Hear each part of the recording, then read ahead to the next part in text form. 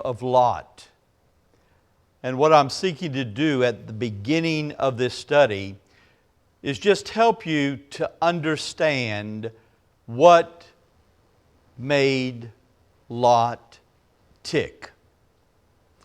Now we're beginning by calling reference to what we read here in Luke 17. Luke 17, verse 28 through verse 30. Likewise also, as it was in the days of Lot, they did eat, they drank, they bought, they sold, they planted, they builded. But the same day that Lot went out of Sodom, it rained fire and brimstone from heaven and destroyed them all. Even thus shall it be in the day when the Son of Man is revealed. Now, when we think about the days of Lot, we are accustomed to immediately thinking about the pagan culture that had developed and was in play during the time of Lot.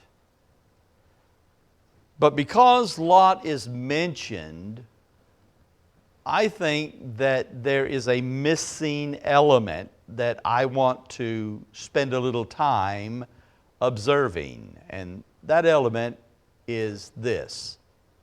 It is one thing to understand the pagan culture in which Lot lived and how that culture had an impact upon Lot, but I think we fail to consider the character of the person. There is two issues, I believe, at play. Issue number one, the most obvious, was the culture of his day. But what about the character of Lot? What is it that so influenced Lot that brings about a story of failure and sadness, emptiness? Lot is a man who lived for the temporal and lost out on the eternal. Now, as we will see, the Bible is very clear. Lot was a believer. But Lot's story is folded into the narrative of the story of his uncle, Abram, who will become Abraham. And it's the early influences upon Lot that I want us to take the time to dig out, because I believe it would help us in understanding the character of Lot and how it was formed. To do this, I would ask that you would take your Bibles now and turn back to Genesis chapter 12. Genesis chapter 12. When you look at Lot, you see that Lot had every opportunity to learn from and to live like his uncle Abram. But his storyline shows us that he would choose another path. Lot's lifestyle, I believe, can be summed up in three simple statements. We can say that Lot was, number one, weak in his devotion. We never see anything of a spiritual nature from Lot. We never read about Lot praying. We never read about Lot making a decision based upon the will of God. We never read about Lot ever building an altar to worship God. All of that is missing. And so we can declare that here's a man who is weak in his devotion. And because he is weak in his devotion, the second thing we can say is this: he becomes worldly in his desires. Worldly in his desires. There's only one thing that means anything to Lot, and that is wealth. Material wealth. He has a desire to gain that which the world offers. And so being weak in his devotion leads him to be worldly in his desires. And the third thing is this: being worldly in his desires, he becomes wrong in his decisions. He never makes a right decision. Every decision that he makes is a decision that will result in him being further from God, never close to God. So it's his pursuit of possessions that will rob him of his piety and at the same time allow him to tolerate the perversion of the culture in which he would choose to live. Now let's go back and let's look at some of the formative things that we see that are given to us in the Word of God. We see the first thing, and this is by way of refreshing our memory, the first thing that we learn about Lot is that Lot's life is touched by death. He loses his father. He goes to live with his grandfather. His grandfather dies, and then he ends up by going to live with his uncle Abram. And so here's a man that tastes the tears of death. And being a young man, losing both his father and his grandfather, now relying upon his uncle, no doubt you can see that this creates in Lot a lack of security.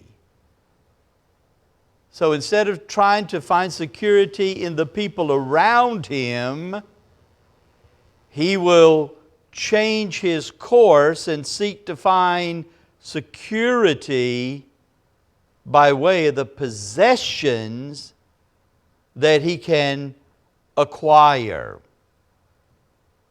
Not only is he touched by the death of his loved ones, the second thing that is marked out about Lot is that he is a traveling man. He has to travel from Ur of the Chaldees down to Haran because of the call of God upon the life of Abram. And Abram makes a mistake. He allows his father, Terah, to take the lead.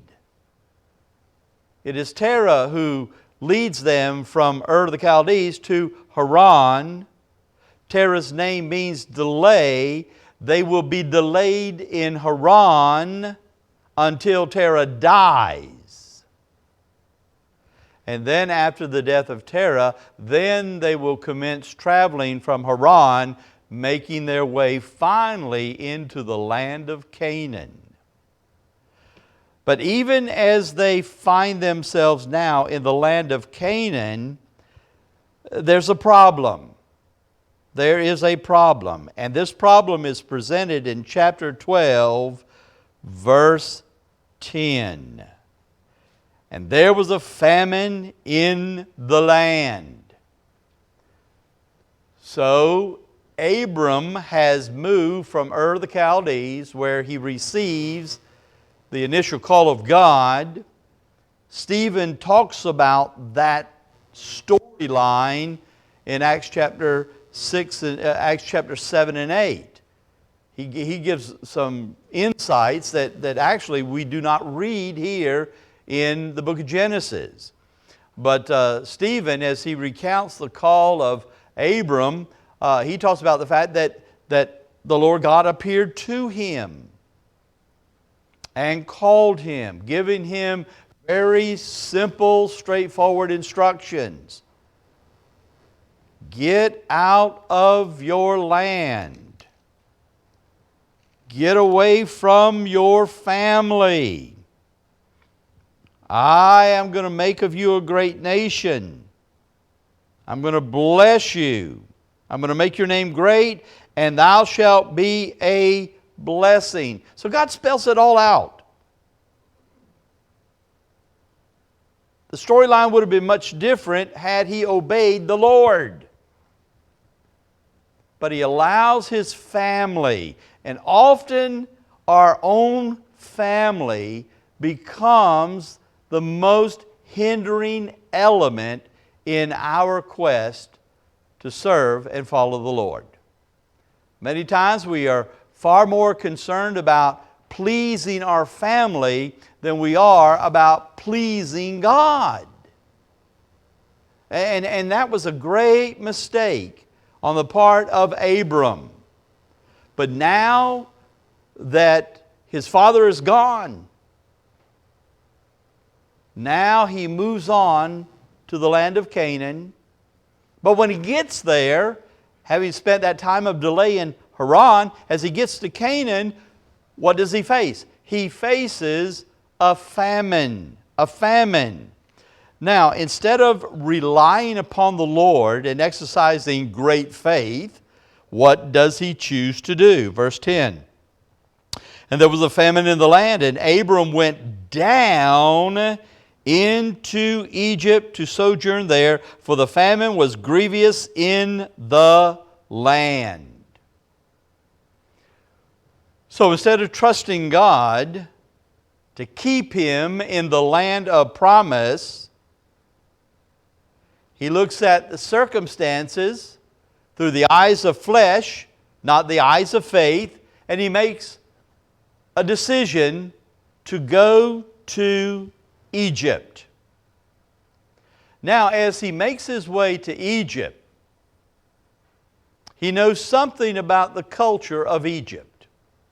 How do we know this?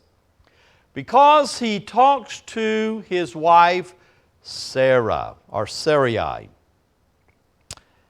And he says, now I need you to do something. When we go into Egypt, they're going to take note of you, that you are a very beautiful woman.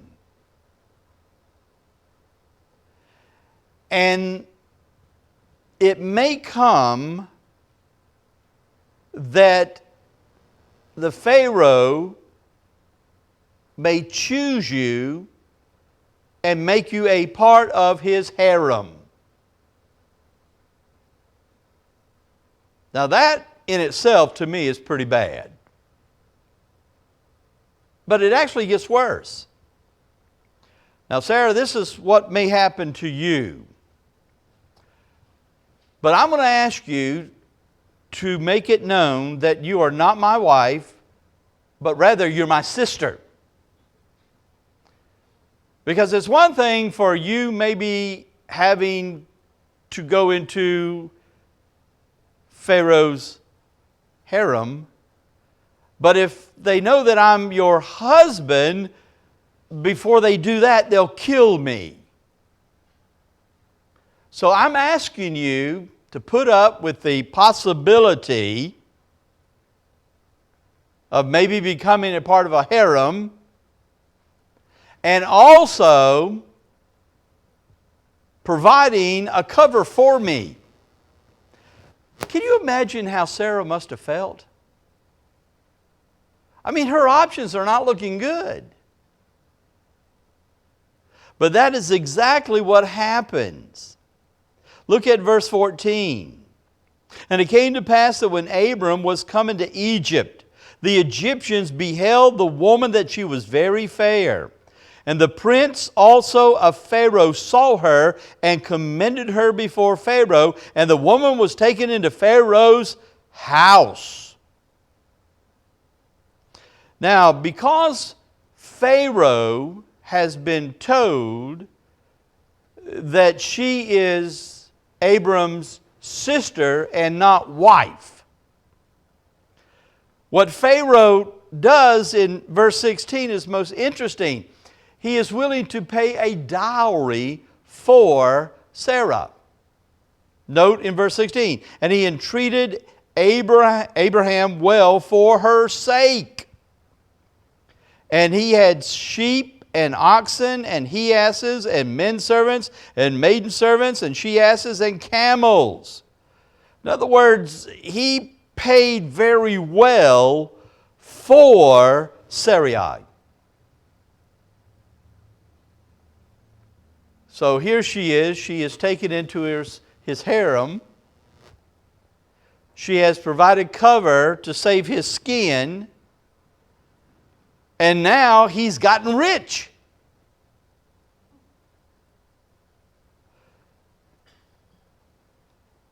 Now God steps in. Look at verse 17. And the Lord plagued Pharaoh and his house with great plagues because of Sarai, Abram's wife.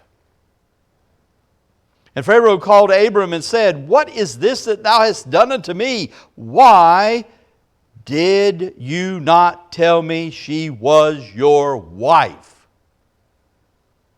Why sayest thou, She is my sister? So I might have taken her to me to wife. Now therefore, behold thy wife, take her, and go thy way. And Pharaoh commanded his men concerning him, and they sent him away, and his wife, and all that he had. Now, you see all this manipulation on the part of Abram.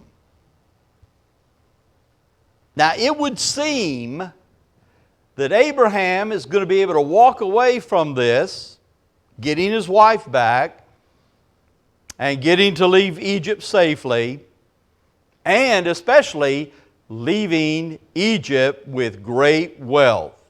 So it seems like everything really is playing into his hands and things are looking good. Well, consider the payoff. Note, if you will, back in verse 16. Two things are marked out as gifts given to Abram by Pharaoh. As Pharaoh pays the bride price, he gives to Abram animals and servants, both men and women. Now, we're going to see that what we sow, we reap. Because these gifts that are given to Abram are not going to be gifts that bring blessing. They're actually going to be gifts that are going to bring cursing and great tragedy. Now let's move into chapter 13. Now remember, who is with Abram and Sarai? Who's with them? Lot is. Lot is. So note, if you will, in verse 1 of chapter 13, and Abram went up out of Egypt, he and his wife and all that he had, and Lot with him into the south. And Abram was very rich in cattle, in silver, and in gold. And he went on his journeys from the south even to Bethel, unto the place where his tent had been at the beginning, between Bethel and Hai, unto the place of the altar which he had made there at the first, and there Abram called on the name of the Lord. All right, at this stage, I think we could say that Abraham is willing to acknowledge that what he's done in his relationship to God and in his relationship to his wife, that what he has done was wrong. And he's got a lot to be thankful for, because this thing, from a human perspective, it appears like it has turned out for his favor. But that's not going to be the case, and we'll see that in just a moment. But he comes back to the altar that he had built at Bethel, and he calls on the name of the Lord. Now let's begin looking at verse 5. And Lot also, which went with Abram, had flocks and herds and tents. In other words, who's getting rich along with Abram? Lot's getting rich. So Lot is looking at this Egypt scenario, and he's got a great big smile on his face. It's worked out real good for him. He really, at this point, has not had to put any skin in the game.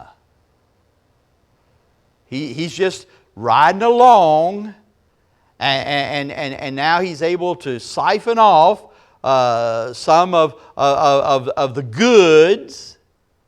And now he is in a position where he has flocks, herds, and tents. Now look at verse 6. Now remember, the payoff was animals and servants. The focus now is on animals. Verse 6, and the land was not able to bear them, that they might dwell together, for their substance was great, so that they could not dwell together. And there was a strife between the herdsmen of Abram's cattle and the herdsmen of Lot's cattle. And then you add to that, you got the Canaanite and the Perizzite. They're dwelling also in the land. They're running out of room. They have so much abundance that they have a problem. Now Abram takes the initiative, and he says to Lot in verse 8, let there be no strife, I pray thee, between me and thee, and between thy herdsmen and my herdsmen, for we be brethren. And that's true, they were. Both are believers. Both are in the family. But what's going to separate them is one is going to be spiritual, and the other will choose to remain carnal. So now they're faced with the decision. Verse 9, is not the whole land before thee? Separate thyself, I pray thee, from me. If thou wilt take the left hand, then I will go to the right. If thou depart to the right hand, then I will go to the left. In other words, Abram not only initiates this strategy, but he also gives Lot the opportunity to have first choice.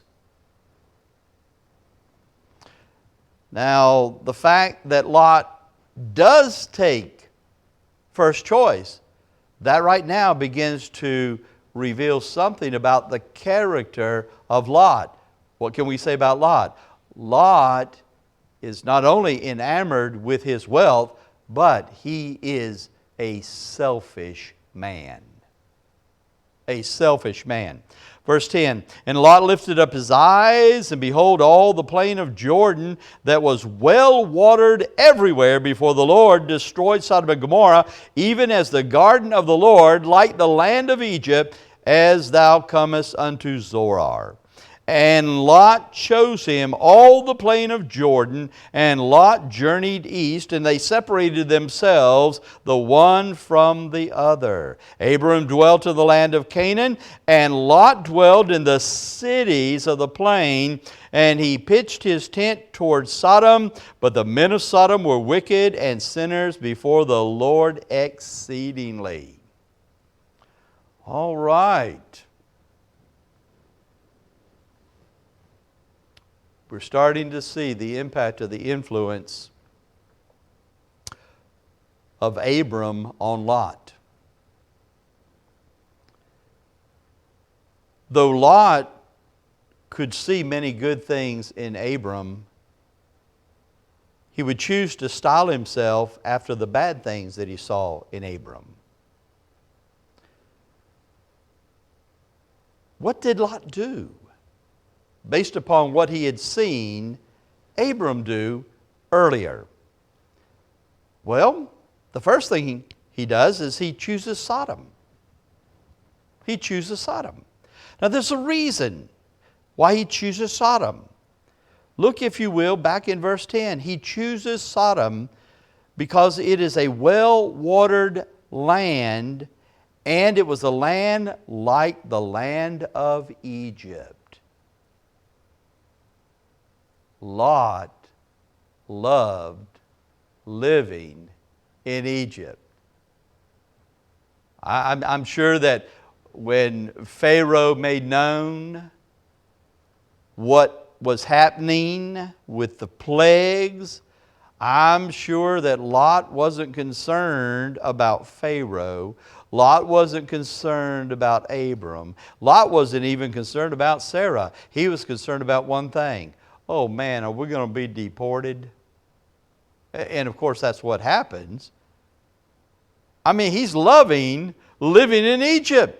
Egypt is providing for him all the things that he wants in life.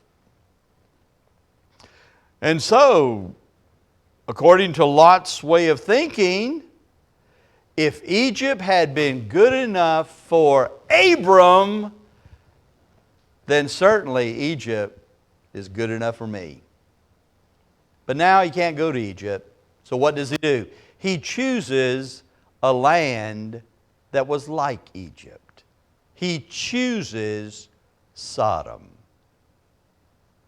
And so his choice is based upon what he's already seen in his uncle. There's another thing that will be mirrored, and it is this. Later on in the story of Lot, as he finds himself now living in Sodom, when the angels come to his house and they inform Lot and his family, you got to get out because God's going to destroy Sodom and Gomorrah. At that time, when the people or the men of the city heard that the angels were there at Lot's house, they wanted to go and to assault the angels. What was it that Lot did?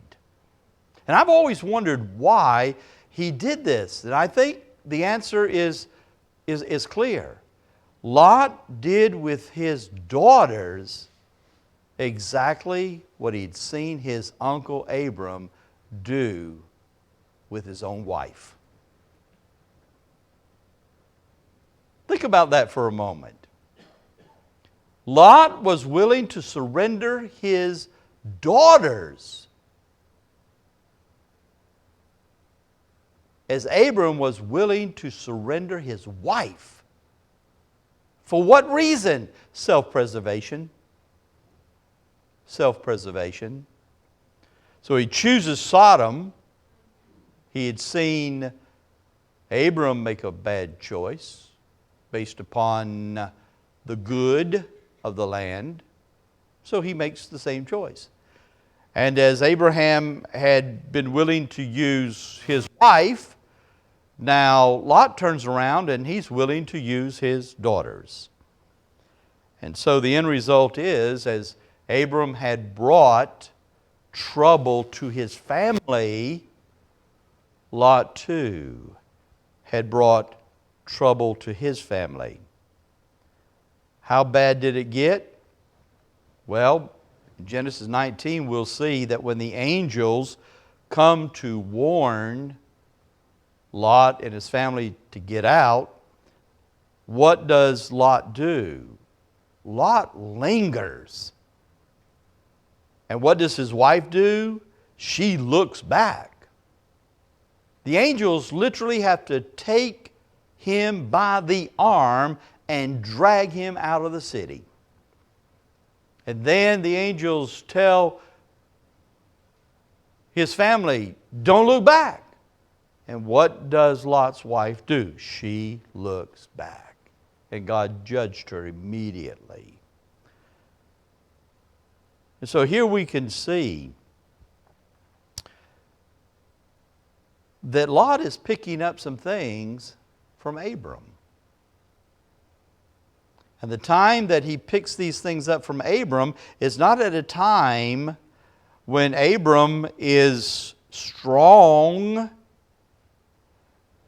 but a time when Abram is weak. There's a passage in the New Testament that speaks to this. And it's 1 Corinthians chapter 8. In 1 Corinthians chapter 8, Paul is writing to the Corinthian believers who are like Lot, not like Abraham. And the issue at hand is the eating of meat that had been sacrificed or offered to idols. So he begins to build a case, and he tells them, he says, you know, or you should know, that an idol is nothing. That there's only one true and living God. And what was happening was that the meat that was left over was being sold in the marketplace. And so there were those of the Corinthian church that were buying the meat and using it. It became a point of controversy. And there in 1 Corinthians chapter 8, Paul discussing whether or not it's good or bad to eat this meat, he says this. He says, be careful not to use your liberty. Your liberty. In other words, what he was saying was this. Yeah, there's nothing wrong with the meat. There's nothing wrong with the meat. Yes, it was associated with the worship of false gods and idols. But technically, there was nothing wrong with the meat. You want to eat the meat? Eat the meat. But if in the eating of the meat it causes your brother to stumble, and you become a stumbling block, he said, if that's the case, then I won't eat the meat. I have the liberty to eat the meat, but my liberty must consider that what I do is going to impact and influence a weaker brother. That was the case with Abraham. Abraham had a weak nephew, Lot. And Lot saw enough in the life of Abraham that Lot would use it to justify many of the wrong decisions that he would make. You will find that Lot, once he is separated from Abraham, it is at that point that Abraham really gets serious in his relationship with God. But here's the point. Lot had already been influenced and impacted by what he had seen and what Abram had done. And that certainly had power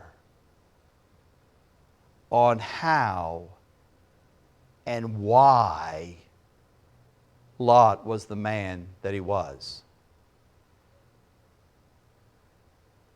He was a weak man. A very weak man.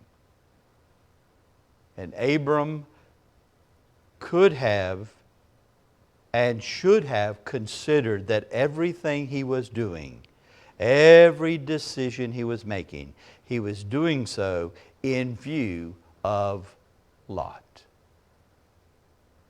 Is that not something that we too need to consider? We don't know if we are going to be a stepping stone or a stumbling block So we need to think through the things that we say, the things that we do, because we never know if that weaker brother or sister is getting their cue from us. And certainly that was the case with Lot. Let's stand. I do want to thank you for being here tonight. I want to thank those who have tuned in by way of the live broadcast. I hope that you are being challenged and being enlightened by what we are looking at as we look at the story of Lot. By this Sunday, we should have our study books available. So I haven't even gotten into the material in the study books. I have just basically been giving a brief summary looking at the background of who Lot was and why he would choose the lifestyle that he would choose.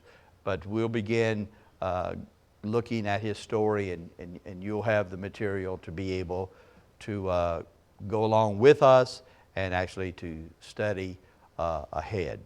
As we bring our time to a close, Brother Jerry, would you please dismiss us in a word of prayer? God bless you.